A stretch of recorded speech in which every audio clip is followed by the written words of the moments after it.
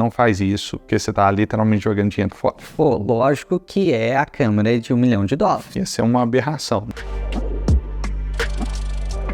Qual câmera que você acha que é melhor? Uma Arri Alexa, que é uma das marcas preferidas de Hollywood, de R$1 milhão, ou um celular de ponta, né? Vou pegar aqui o iPhone 15 Pro. Pô, lógico que é a câmera de $1 milhão.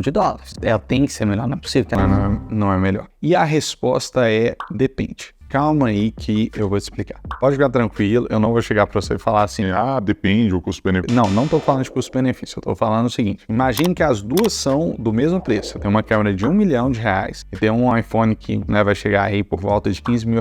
Qual que é a melhor câmera pra você? Vamos lá, vamos às imagens, né? Eu vou colocar aqui um vídeo que mostra lado a lado as duas imagens. Enquanto tá passando aí, tenta acertar qual que é qual imagem. Eu, para ser bem sincero, acertei 80% das vezes, 20% eu errei. Ou seja, você tem uma câmera, ela custa R$1 milhão, ela é extremamente pesada, extremamente difícil de carregar, demanda uma configuração extremamente complexa, né, e demorada. E você tem um iPhone que está no seu bolso, que é o seu celular, que você já precisa de todo jeito. E você vai simplesmente tirar do bolso, sacar, apertar um botão e gravar.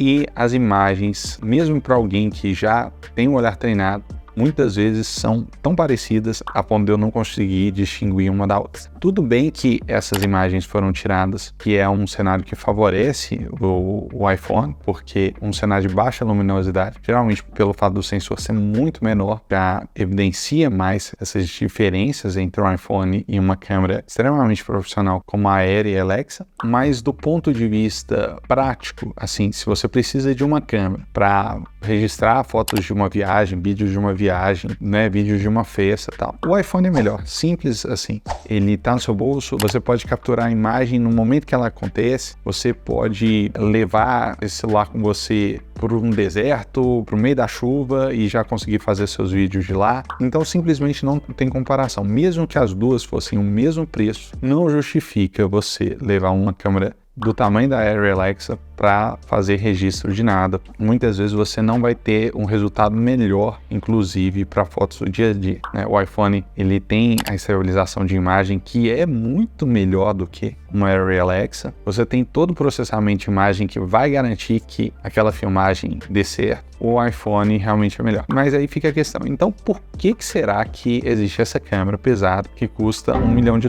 Porque para você fazer um filme, né, se você tem recurso para isso. Vamos pegar o cenário das produtoras de Hollywood. Não existe nenhuma cogitação de você deixar de gravar um filme numa Arri Alexa para migrar para qualquer outra câmera, na verdade. A grande maioria dos filmes são gravados em câmeras dessa marca. Alguns utilizam a Red, alguns utilizam a Sony, Venice, mas a grande maioria utiliza a Arri Alexa. A chance de uma produtora deixar de usar uma câmera dessa extremamente profissional de R$1 milhão para utilizar um iPhone é zero. E por que isso acontece? A imagem dessa câmera é extremamente consistente. O que acontece no celular é que a gente vive hoje na era da fotografia computacional. O que acontece? O celular, ele não é capaz de ter um conjunto de lente e sensor extremamente desenvolvido, como é no caso das câmeras. Um sensor full frame, ele é desse tamanho aqui. O sensor de 35mm, que é utilizado na maioria dos filmes, né? Ele é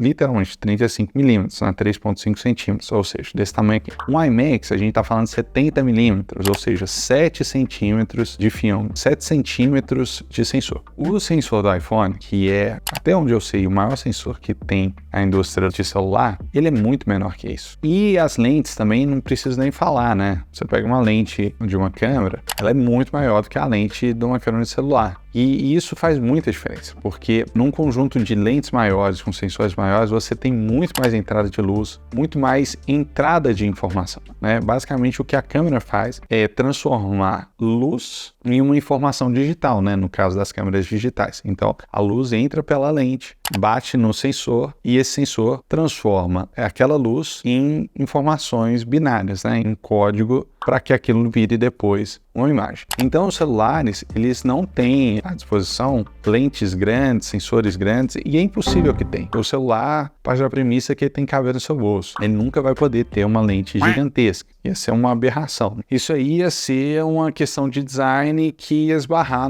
no hábito do consumidor, enfim. Mas, por outro lado, os celulares têm processadores extremamente poderosos, que são cada vez mais poderosos. E esse processador, ele tem a capacidade de interpretar essa informação que chega através dessas lentes e desses sensores e fazer vários cálculos, várias combinações de imagem e correlacionar todas essas informações e produzir automaticamente uma imagem extremamente bonita. A gente pega, por exemplo, o HDR, que foi uma tecnologia que surgiu no iPhone 11 Pro, se eu não me engano. Nessa tecnologia, quando você aperta o botão de tirar uma foto, o iPhone já tira várias fotos com diferentes exposições e aí depois ele combina todas essas fotos de uma forma que a exposição vai ficar adequada para aquela foto. Ou seja, você tem um fundo que está muito claro, você está tirando uma foto, por exemplo, contra o sol, ele vai deixar a exposição desse fundo mais baixa, vai deixar a exposição do seu rosto que está na frente da câmera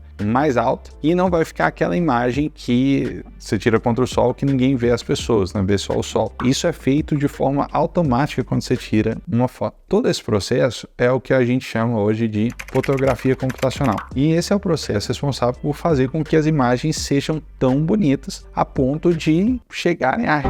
Não, a palavra certa não é rivalizar, mas ao ponto da gente, em alguns cenários, não conseguir perceber a diferença entre uma câmera extremamente profissional e um iPhone que é muito, muito, muito mais acessível. Mas isso também tem um problema, porque quando você utiliza uma câmera profissional, o que está sendo registrado na câmera é efetivamente o que está acontecendo, é efetivamente a imagem. No caso dos smartphones, não necessariamente. O que está sendo registrado no iPhone, por exemplo, é uma interpretação do que foi registrado na lente no sensor. Então, muitas vezes, para atingir um resultado satisfatório, o iPhone, por exemplo, isso acontece com todas as marcas, mexe tanto na imagem. Um exemplo clássico é foto à noite. Ele aumenta tanto a exposição, faz tanta redução de ruído, ou seja, faz tanto processamento na imagem que muitas vezes o céu que está preto fica azulado. Às vezes a cena fica tão clara que nem parece que está de noite. E isso, com certeza, se você quer fazer um filme sério,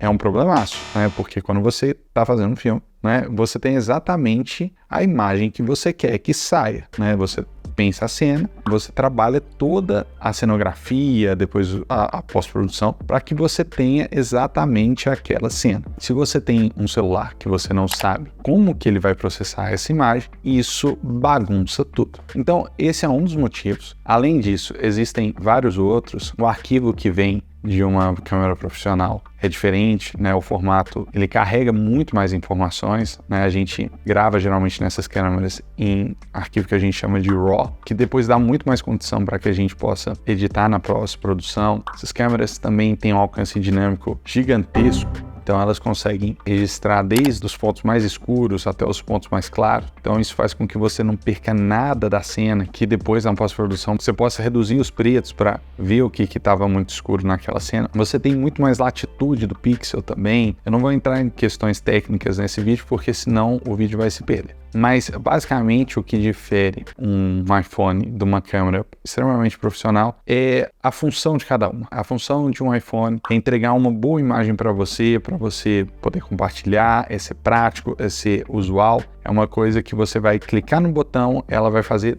todo o resto para você. Inclusive fazer uma pós-produção, às vezes até para te deixar mais bonito, para valorizar a paisagem que você está tirando foto. O objetivo é esse. Já uma câmera profissional, o objetivo é outro. O objetivo é você registrar aquela cena sem perder nada. Muitas vezes numa produção de Hollywood, por exemplo, o custo envolvido na cena é gigantesco. Você pega, por exemplo, o Oppenheimer, onde que eles explodiram uma bomba atômica de verdade para registrar a cena. Imagina se você não tem um bom registro daquela câmera. Imagina, por exemplo, se a câmera ela interpreta de um jeito que não deveria interpretar e sai tudo errado. Vai ter que explodir outra bomba atômica para dar certo. Lógico que isso é feito com backup, são várias câmeras registrando, mas é essa questão. Numa produção de Hollywood, você precisa ter um equipamento que vai conseguir registrar tudo daquela cena, sem perder os pontos mais pretos do frame, mais brancos, e depois que vai te dar um arquivo com muita informação, com muita latitude de pixel para você conseguir brincar na pós-produção,